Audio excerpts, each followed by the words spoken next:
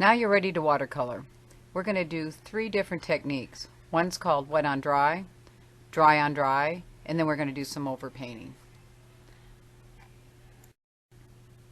In your project you've already drawn, your picture was done in pencil.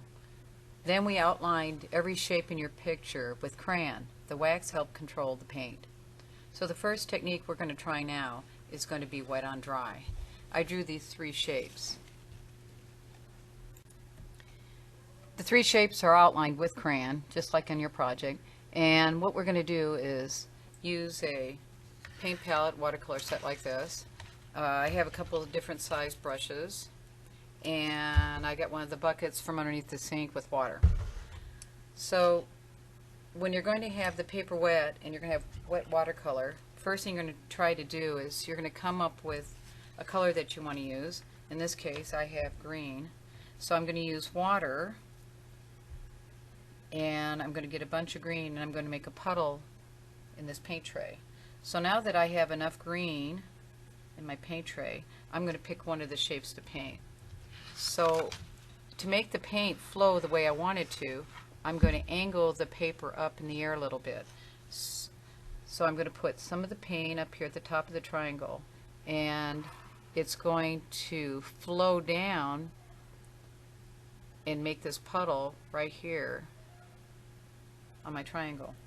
Now when I pull the paint down, I'm going to move real slowly. The paint's going to stay inside the triangle because of the crayon I outlined it with, and also because the paint will only go where the paper is wet.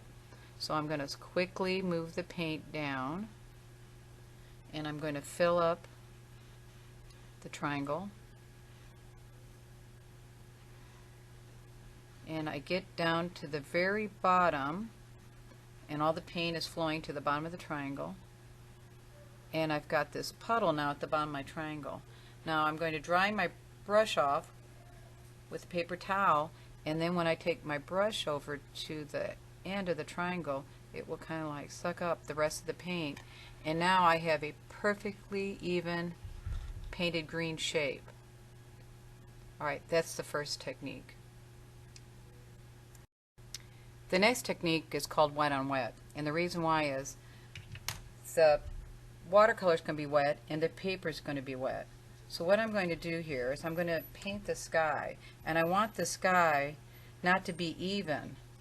I want it to be the colors to kind of move and possibly go right to left like a real sky. So I'm going to get this all wet everywhere where I want the paint to go. So I'm going to go around the tree and the ground and all. So now I have this background all wet. Then I'm going to go over to my paint box, and I'm going to pick some blue. When I put the paint on here, you're going to notice that it's going to start flowing on my paper.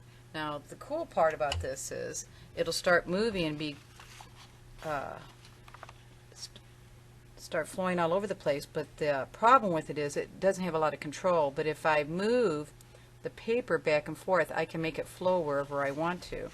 So maybe I decided this part I wanted a little bit more blue. I'd come back and add blue more at the bottom, and then I can move this back again so the water starts flowing. Again, the water will only go where the paper's wet. It won't go where any place the paper was dry. Now after I do one color, let's say I decided I want to add another color. Now in your paint tray you'll notice that you have the cool colors on this side, so it's purple, blues, and greens, and then you have your warm colors. I started with the blue, so I want to continue using cool colors so that I won't end up with a gray when you mix cool and warm colors together.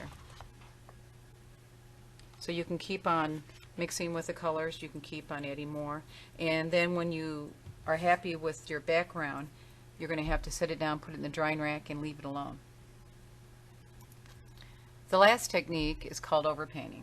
Now overpainting requires that you already painted something and you've let it dry. So when I take another color over top, like yellow, and I went on top of the green, where the white paper is to look yellow, when it goes over the green part, it will look yellow-green. If I did something on top of green and I added blue, it'll be blue out here, but when it goes over top of the green, it will be blue-green.